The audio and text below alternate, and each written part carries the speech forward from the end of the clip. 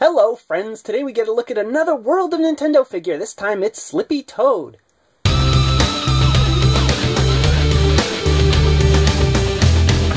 Don't worry, Slippy's here. I never thought I would be so excited about this character, Slippy Toad, of all people, right? But darn it if I don't love to complete teams, and darn it if Jax didn't make a pretty good figure. In terms of likeness, the sculpt is spot on. It definitely looks like Slippy, but there are a few weird things about this sculpt. But first, let's talk about the positives. All the details are sculpted. Those zippers, all sculpted. Where the belt meets the pants, that's a sculpted line. I love all the sculpted lines on the boots. They even sculpted the underside of the boots. Even these little buttons on the collar, that's a sculpted button. Good job paying attention to the details, Jax. But then we get to the nuances. Look at the eyeballs. Look how flat the fronts of Slippy's eyes are. I don't know if it's supposed to be like that, but then there's also the chest. Like, look just how flat it is in general. I don't think it's particularly good. And then the weirdest part, the jacket. It's leaning more on one side than the other, and it's not just like the jacket itself, it's the whole figure. The whole figure's torso is cut at a slant. So, like, I mean, you turn Slippy one way and he's looking down a little. You turn him the other way and he's looking up a little. Why did you have to do that, Jax? All the other figures have just normal, flat, level jackets, except Slippy. Oh, well, I guess if someone's got to be weird, it's going to be Slippy, though, right? Moving on to the paint. I always find it so weird that they make these cuffs such a bright shade of blue, when in the concept art, they're an almost identical color to the jacket. But whatever, at least Slippy will match the rest of his teammates. My real complaint with the paint is that hat, because there should be an S there, or it should read Slippy or something, because in Slippy's official concept art for the original Star Fox it says Slippy, and in-game in Star Fox 64 there's an S.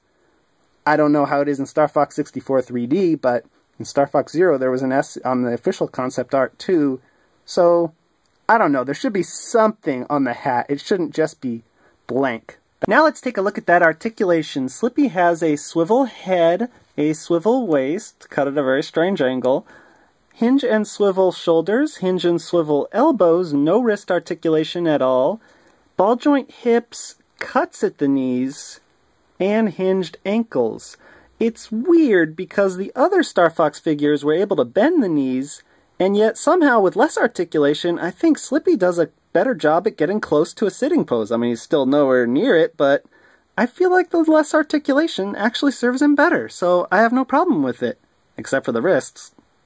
So Slippy's packaging is pretty much identical to Peppy and Fox's. It's got the character artwork cut out up there, and this says it's from Series 2-2, which is funny because Peppy was from Series 2-3, but I found him first, and people were saying Slippy was already out when I did the review of him, and, well, he wasn't. Well, he was, but I didn't find him yet.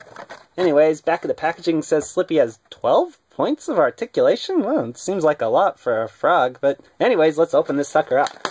Slippy does have a twist tie, unfortunately, but thankfully it's just one this time. Big one around the waist. And he comes with one accessory, the Smart Bomb.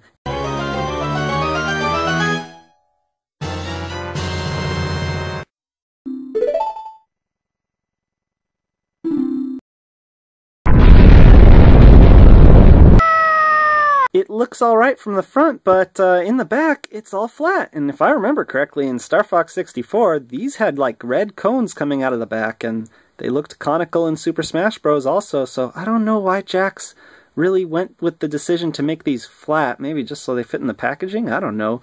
But worse than that, like, what is Slippy going to do with it? You can't really hold it, because you can't even turn your wrist, Slippy. Maybe you turn your whole arm, and you can only hold it like it's a big pizza pie, except even then you can't hold it very well.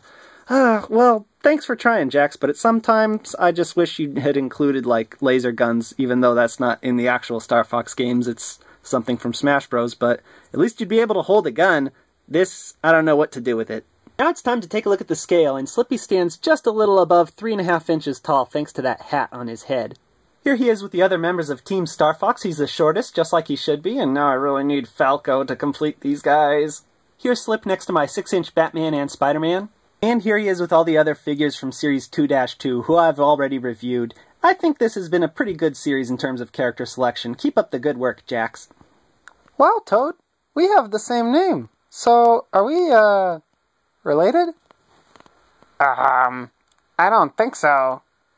Slippy is a figure you should definitely get, and not just because it's the only Slippy figure ever made, it's actually a pretty good one. My only complaints are the lack of wrist articulation and that there's no name printed on the hat. I don't know why Jakks skimped out on that. Maybe they weren't sure what was supposed to go there.